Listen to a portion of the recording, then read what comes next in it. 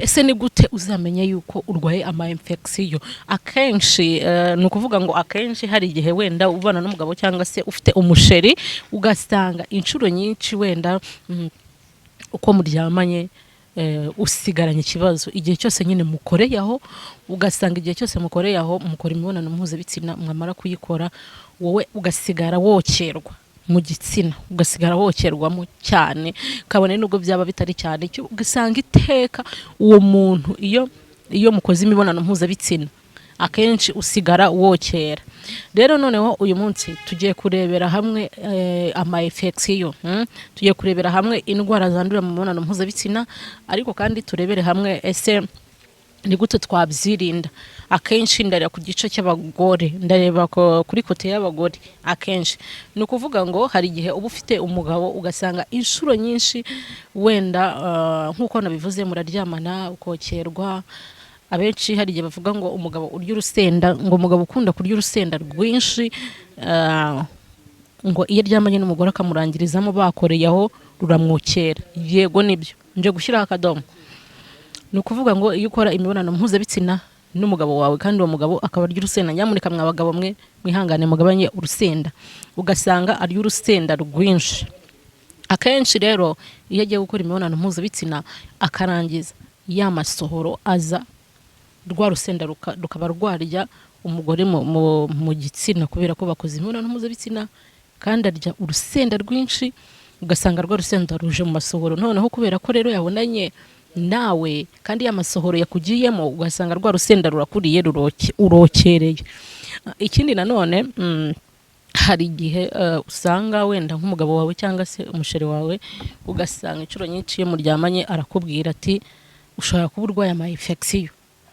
Ibyo ni ibintu bibaho kenshi, kubera ko wenda umugabo wawe inshuro muryamanye akenshi nawe bimutera ikibazo, ariko noneho yakubwira ko ufite ama infection wenda ngo ube wajya kwivuza, ugasanga arambwiye oya njyewe ndi muzima, njyewe nta kibazo mfite, njye ndi muzima, kubera ko ntago nyine uri kumva bya bimenyetso twavuze haruguru, wenda se nturabyumva. Ni ukuvuga ngo rero reka mvuge ku mutezi. Akenshi indwara y'umutezi ni indwara ku mugore itinda kugaragara ariko ikaba inangiza cyane cyane. Ni ukuvuga ngo umutezi umugore ashobora no kumarana amezi 6 cyangwa se hejuru yayo utaragaragara,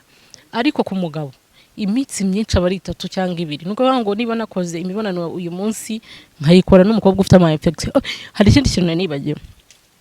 ikindi kintu ngiye kubabwira,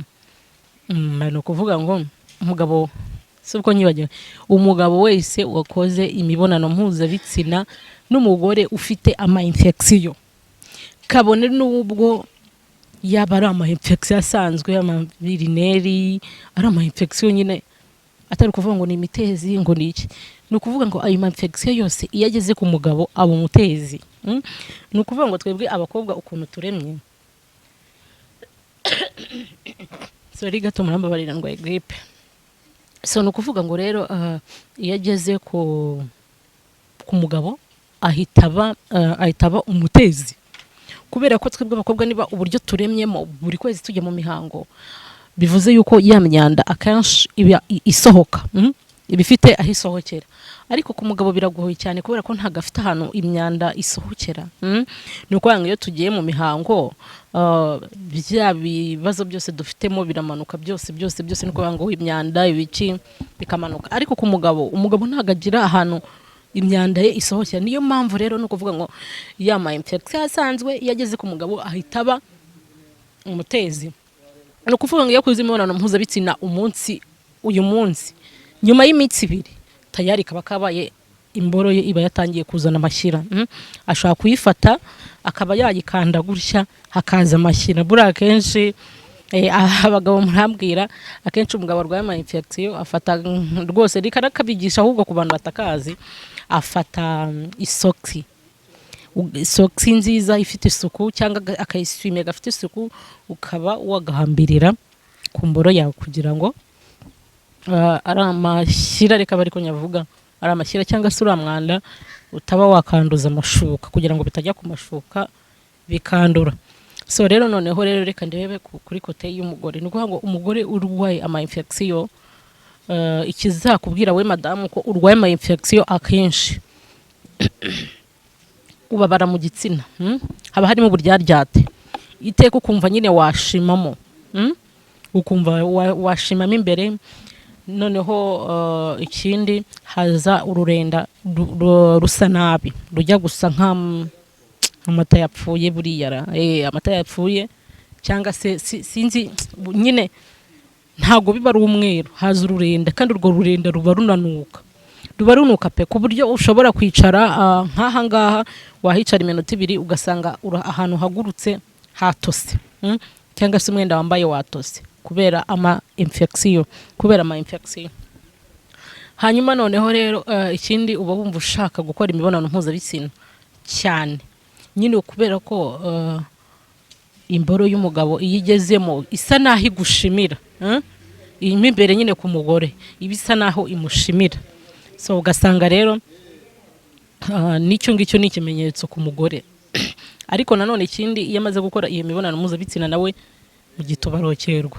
cye kirokerwa cyane igitsina cyo ugasanga cyokereye kiri kokerwa rikobara ku buryo abayumva bafata utuzi akaba yanagamo ni ukuvuga ngo noneho rero indwara y'umutezi akenshi kuyirwara cyane ku muntu yirwara cyane bishobora gutuma yabura urubyaro kwangirika kwa nyababyeyi yiwe ugasanga akenshi umuntu urwaye umutezi niyo abyaye iyo atawivuje neza ngo ube washira iyo abyaye usanga ashaka kubyara umwana ufite ikibazo bora ni nka mibe nayo tuzayivugaho ingaruka tuzayivugaho ashobora kubyara umwana ufite ikibazo abikibumuga abikiki cyangwa se akenshi umwana akavukana amashyira mu maso kwa ko arwaye umutezi ntiwo wivuza neza ugasanga rero ubyo umwana ufite amashyira mu maso akenshi nimba uzi ko ukunda kugira icyo kibazo cy'ama infection nyamuneka gerageza wivuze neza nyine wivuze ugenda ukoreshe control kwa muganga hanyuma urebe yuko imyanya yawe y'ibanga imeze neza icyo gihe rero igihe uzaba wumva nawe uri safe cyase ubuzima bwawe buri safe kandi ubuzima bwacu nyine bugomba kuba duhagaze dukomeye kugira ngo tubone imbaraga zizatuma ejo hacu tubasha kuhagera kubera ko dufite ubuzima buzira umuze so rero no kuvuga ngo nyamuneka umutezi ikindi isuku yo mu gitsina kugira isuku yo mu gitsina kwirinda umwuka mubi mu gitsina nyamuneka mwabagore mwe byo njya mbivuga mwirinde umwanda wo mu gitsina akenshi ni utera ama infection nagaruka kuvuga ngo ama infection wenda kenshi ngo yandurira mu mibonano mpuzabitsina yego nabyo birashoboka ariko na toilette idafite isuku itera ama infection akenshi nanone ugasanga wa mugore we wamesha amakariso uyanitse mu nzu ni ukuri ibyo bintu ni amakosa yego nyine benshi turabikora ariko ni amakosa ubundi buriya isuku nziza nuko yawirinda ama infection no kumesa ikariso ukayimesa n'amazi meza n'isabune wamara kuyimesa ukayishyira ku kazuba kabone nk'isaha cy'iminota 30 bitewe n'uburyo hameze kugira ngo twadukoko twose tugende dusa naho tuvamo n'impumuro mbi hanyuma bikaba byiza uyiteye n'agapasi wajya kuyambara ukayitera ipasi kugira ngo yama infection twadukoko twose turimo dushobora kuba twagutera ama infection uduhagarike ucana umubano n'ama infection ucana umubano n'impumuro mbi yo mu gitsina mwige gukora isuku ikindi mugerageze kujya mwiyuka mugerageze kujya mwiyuka bibaye byiza wakiyuka nka kabiri mu cyumweru kaba kabaye ugafata amazi ugafata cyprès ugafata ibibabi by'indimu ugafata nyine utuntu tutwatsi twose uzi tw'imiti tuvura ukaba wadushyira muri ya mazi yabize hanyuma ukaba wakiyuka kugira ngo utandukane n'ama infection utandukane no kuba umugabo wawe ahora kubwira wa mugore urayanduza utandukane n'izo mpumuro mbi utandukane n'urwo rurenda runuka ku buryo nawe ujya mu bantu bikagutera isoni nimba ushobora hari umuntu akenshi usanga bavuga ngo runakaranuka nyamara we yakitekerezaho agasanga yakarabye, agasanga isuku yose yayikoze uko bigomba, uko nyine abigomba yabikoze, ariko ugasanga nyine ahorana ya mpumuro mbi.